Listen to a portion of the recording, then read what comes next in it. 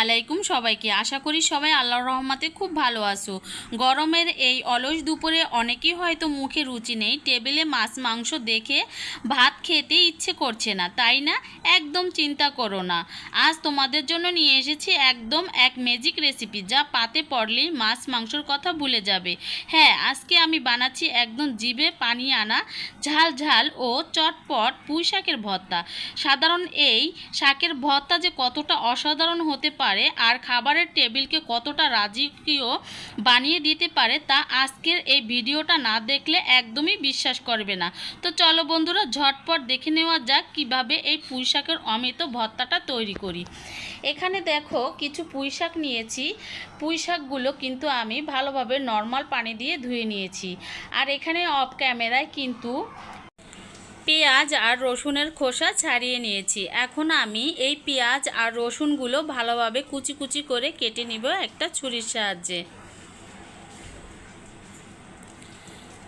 তো দেখো, রসুনগুলো আগে কেটে নিব, তারপরে পেঁয়াজগুলো কেটে নিব ভর্তা তৈরি করার জন্য। আর এই ভর্তায় কিন্তু রসুনটা অবশ্যই দিতে হবে, তা না হলে কিন্তু খেতে ভালো লাগবে না। আর ভর্তার কিন্তু আসল স্বাদ হলো রসুন। তো পেঁয়াজগুলো আবার কেটে নিচ্ছি ছোট ছোট একদম করে। তো বন্ধুরা, ভিডিওটি যারা দেখতে দেখতে এখনও একটা লাইক দাও না, প্লিজ একটা লাইক দিয়ে যুক্ত থাকো।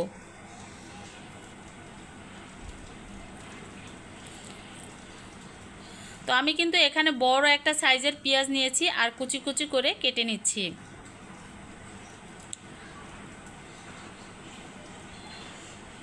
তো দেখো, পেঁয়াজগুলো কিন্তু কাটা হয়ে গিয়েছে। এই পর্যায়ে যে অফ ক্যামেরায় পুঁই শাকগুলো আমি ধুয়ে নিয়েছিলাম পানি ঝরিয়ে, এখন সেই পুঁই শাকগুলো যত সম্ভব ছুরির সাহায্যে ছোট ছোট একদম কুচি কুচি করে কেটে নিব।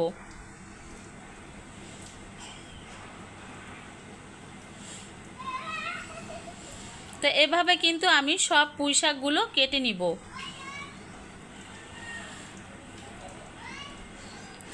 আর এই পুঁই শাকের ভর্তাটা যে কতটা লোভনীয় হয়, পুরো ভিডিও না দেখলে বুঝতেই পারবে না। আর এর পিছনে কিন্তু আরও টিপস রয়েছে বন্ধুরা, ভিডিওটি স্কিপ করবে না, তাহলে কিন্তু মিস করবে।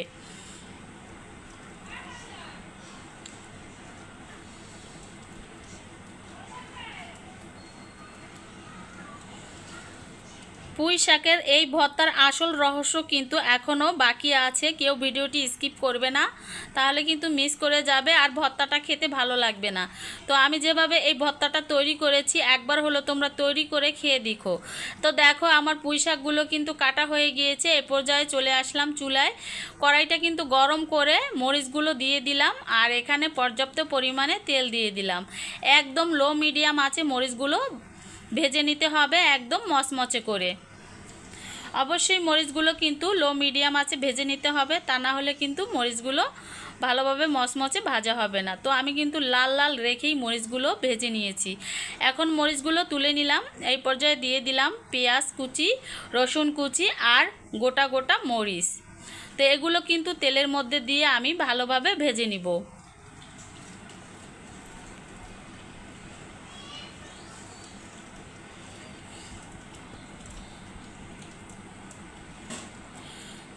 তো লাল লাল করে কিন্তু পেঁয়াজ রসুন এগুলো ভেজে নিতে হবে। মিডিয়াম আঁচ করে কিন্তু আমি এগুলো ভেজে নিচ্ছি।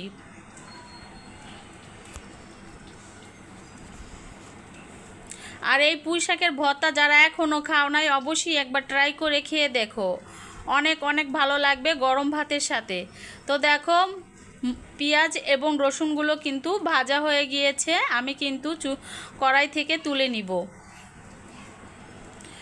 আর অবশ্যই এগুলো কিন্তু ধীরে ধীরে ভেজে নিতে হবে, হাই হিট করে ভাজা যাবে না, তাহলে কিন্তু পুড়ে যাবে।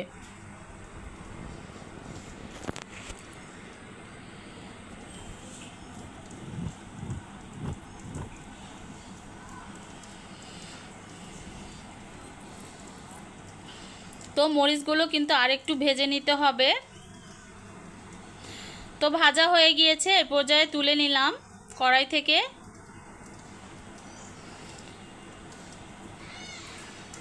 তো এখন দিয়ে দিব পুঁই শাকগুলো। তো আমি পুঁই শাকগুলো কেটে নিয়েছিলাম, এখন কিন্তু কড়াইয়ের মধ্যে দিয়ে দিলাম। এখানে কোনো পানি অ্যাড করব না, পুঁই শাকের গা থেকে যে পানি বের হবে ওটাতেই সেদ্ধ হয়ে যাবে। আর এখানে দিয়ে দিলাম স্বাদ মতো লবণ। ভালোভাবে নেড়ে চেড়ে 5 থেকে 6 মিনিটের মতো আমি এগুলোকে জাল করে নিব। তো একটা ঢাকনা দিয়ে ঢেকে দিব।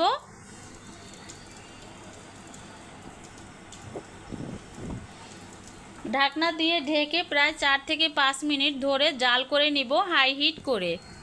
অবশ্যই হাই হিট করে জাল করে নিতে হবে, তা না হলে পুঁই শাকের রঙটা কিন্তু চেঞ্জ হয়ে যাবে।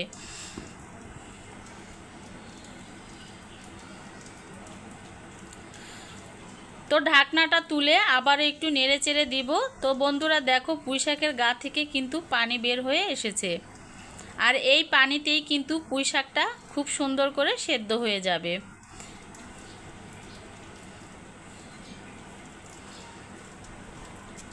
তো ধীরে ধীরে নেড়ে চেড়ে কিন্তু আমি পানিটা শুকিয়ে নিলাম পুঁই শাকের গা থেকে। এই পর্যায়ে চলে যাব দ্বিতীয় ধাপের ভর্তার। আর এই তো একটা বাটনা নিয়েছি, বাটনার মধ্যে যে শুকনো মরিচগুলো নিয়েছিলাম সেগুলো গুঁড়ো করে নিব। আর অবশ্যই তোমরা বাটনা কিংবা শিলপাটা এই ভর্তাটা করে নিতে পারো। তো আমি বাটনায় ভর্তা বাটতে ভালোই লাগে আমার, তাই আমি বাটনায় বেটে নিলাম। তোমরা চাইলে শিলপাটায় এই ভর্তাটা তৈরি করে নিতে পারো। তো বাটনায় আমি কিন্তু মরিচগুলো লবণ দিয়ে ভালোভাবে গুঁড়ো করে নিচ্ছি। তো এখানে আমি অল্প পরিমাণে লবণ অ্যাড করলাম, যেহেতু আমি পুঁই শাকে লবণ দিয়েছি। যদি পরিমাণটা বেশি হয়ে যায় তার কারণে কিন্তু অল্প পরিমাণ দিয়েই কিন্তু মরিচটা গুঁড়ো করে নিলাম আদা আদা করে। তারপরে যে পেঁয়াজ রসুন এবং মরিচগুলো তেলে ভেজে রেখেছিলাম সেগুলো দিয়ে দিলাম। তো বাটনায় ভালোভাবে ফিশে নিতে হবে। তো বন্ধুরা, ভিডিওটির ভিতরে যদি কোনো ভুল ত্রুটি কথার মধ্যে ভুল থাকে অবশ্যই ক্ষমা দৃষ্টিতে দেখবে। আমি কিন্তু ভর্তাটা একদম ফিনিশিং করে করব না, একটু দানা দানা যুক্ত রাখবো, এতে করে ভর্তাটা খেতে অনেক অনেক ভালো লাগবে। তো দেখো, সবগুলো ফিনিশ করে নিয়েছি। এখন কিন্তু পুঁই শাকগুলো আমি এর মধ্যে দিয়ে দিলাম। পুঁই শাকগুলো দেওয়ার পরে আবারও বাটনার মধ্যে বেটে নিব এই শাকগুলো। আর এই যে আমার রাজকীয় পুঁই শাকের ভর্তা একদম তৈরি হয়ে যাবে। শেষ মুহূর্তে দেওয়া হবে সরিষার তেল, ঝাঁঝ ঝাঁঝ। আর এই সরিষার তেল দেওয়ার কারণে কিন্তু ভর্তাটার স্বাদ আরও বাড়িয়ে দিবে। তো দেখো, এখানে 1 টেবিল চামচের মতো সরিষার তেল অ্যাড করে দিলাম। আর তোমাদের সাথে খাবারের পরিবেশনটাও অবশ্যই দেখাবো। তো আমি এখানে গরম গরম ধোয়া ওঠা গরম ভাত নিয়েছি, এই ভর্তাটা পরিবেশন করলাম তোমাদের সামনে। সাথে বোনাস হিসাবে রয়েছে নাগা মরিচ আর শুকনো মরিচ। আস্তা একটা কামড় দেওয়া নাগা মরিচের এর সুগন্ধ আর ঝাল এই ভর্তার স্বাদকে নিয়ে গেছে অন্য লেভেলে। জাস্ট ওয়াও, মুখে দিলেই মনে হচ্ছে মাছ মাংস কোনো দরকার নেই, এই এক ভর্তা দিয়েই পুরো ভাত অনায়াসে খেয়ে নেওয়া যাবে। তো বন্ধুরা, কেমন লাগলো এই ভর্তা রেসিপিটি অবশ্যই কমেন্টের মাধ্যমে জানাবে। আজ এই পর্যন্তই। আল্লাহ হাফেজ, আসসালামু আলাইকুম।